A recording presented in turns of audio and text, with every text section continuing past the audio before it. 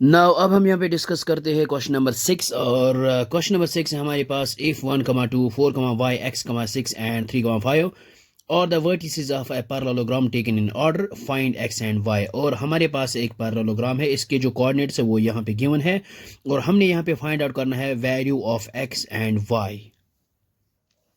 सो मान लेते हैं ये हमारे पास A B C D is a parallelogram taken in order और इनके कोऑर्डिनेट्स ये हैं।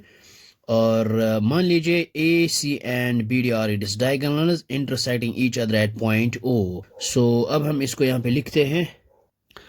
सो ये हमने यहाँ पे लिखा है let A of 1, 2, B of 4, y, C of x, 6 and D of 3, 5 be the vertices of parallelogram. Also AC and BD are its diagonals intersecting each other at point O। So ये हमने यहाँ पे लिखा है, इसके जो diagonals है वो intersect each other at point O।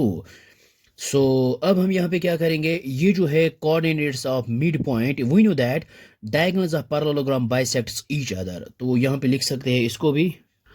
सो ये हमने यहाँ पे लिखा है diagonals of parallelogram bisects each other. So it means that ये जो है कोऑर्डिनेट्स ऑफ मिड पॉइंट जो है AC ये इक्वल होंगे coordinates of mid point of BD। सो इसको हम यहाँ पे लिख सकते हैं।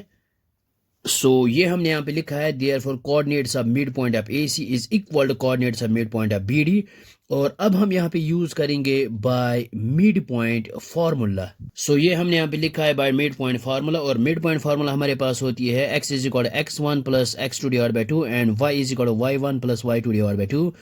अब हम यहाँ पे फाइंड आउट करेंगे coordinates of mid point of AC और AC है ये हमारे पास और इसकी जो मिड पॉइंट फार्मूला यहाँ पे यूज करेंगे। सो ये आएगा, ये है x1, ये है x2 और यहाँ पे क्या करेंगे 1 plus x divide by 2। So ये आएगा यहाँ पे 1 plus x divide by 2 comma फिर है 2 प्लस 6 डिवाइड बाई 2। सो ये आएगा 2 plus 6 divide by 2 which is equal. अब यहाँ पे coordinates of mid point of BD और BD को यहाँ पे मिड पॉइंट फार्मूला अप्लाई करेंगे। सो ये आएगा 4 प्लस 3 या फिर 3 plus 4। So 4 plus 3 divide by 2 और ये आएगा y plus 5 divide by 2। So यही है x1 plus x2 divide by 2, y1 plus y2 divide by 2। So ये आएगा 1 plus x divide by 2 as it is, ये आएगा 6 plus 2 which is equal to 8 divide by 2 as it is. So which is equal यहाँ पे 4 plus 3 ये आएगा 7 divide by 2 और ये आएगा y plus 5 upon 2। So due to equality of order pairs, so यहाँ पे x ये है abscissa is equal abscissa, ordinate is equal to ordinate. So अब हम यहाँ पे कंपेयर करेंगे, मीनस ये जो है 1 प्लस एक्स डिवाइड बाई 2 ये आएगा 7 के बराबर इक्वेट करेंगे। सो 8 बाई 2 ये इसके बराबर होगा बिकॉज ये जो यहाँ पे मिड पॉइंट है ये कॉमन है तो इसके जो मिड पॉइंट्स है वो इसके इक्वल होंगे। सो यहाँ पे हम लिख सकते हैं।